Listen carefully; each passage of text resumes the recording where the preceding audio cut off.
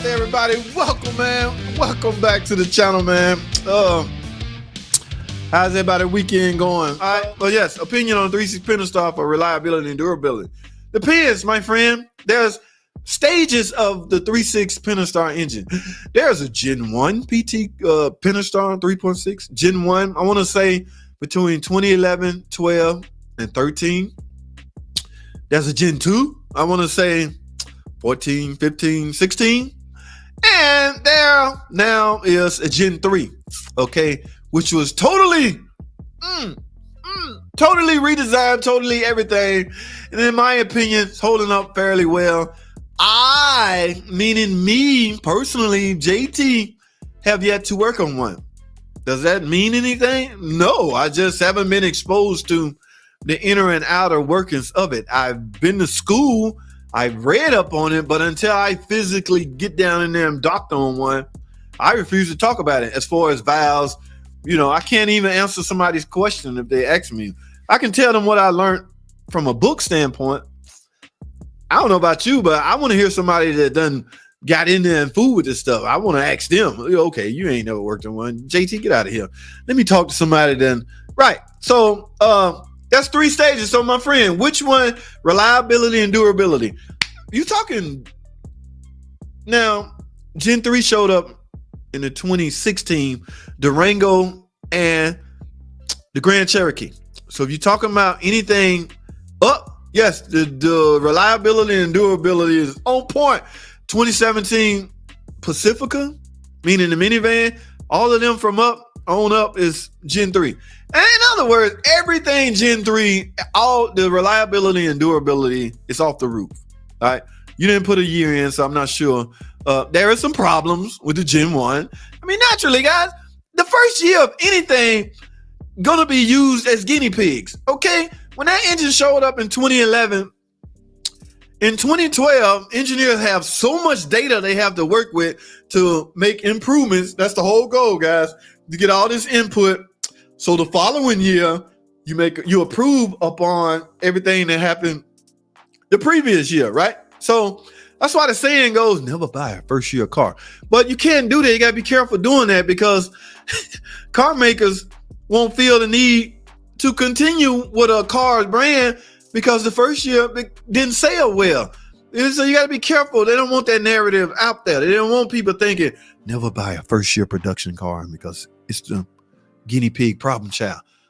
They're not going to make one the second year if first year sales are not projected up to par in which they thought it would be. So there won't be no second year. So let's use the PT Cruiser for example. That freaking car had an 8-year run.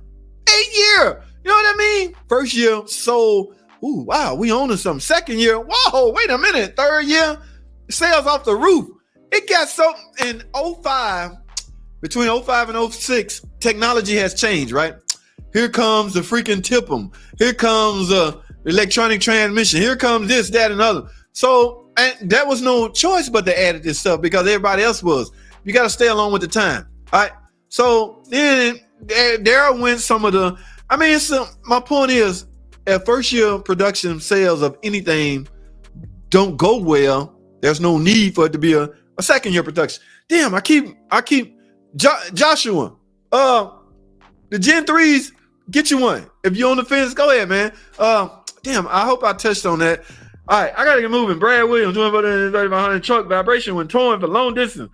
No check engine light or code. Man, you talking about a vibration when towing? You're gonna get some form. You gotta get something.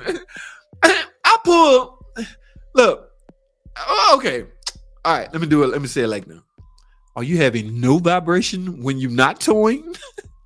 Okay. So my point is, if your vibration only there while doing extra activities such as towing, then yes, your hookups, whatever you have.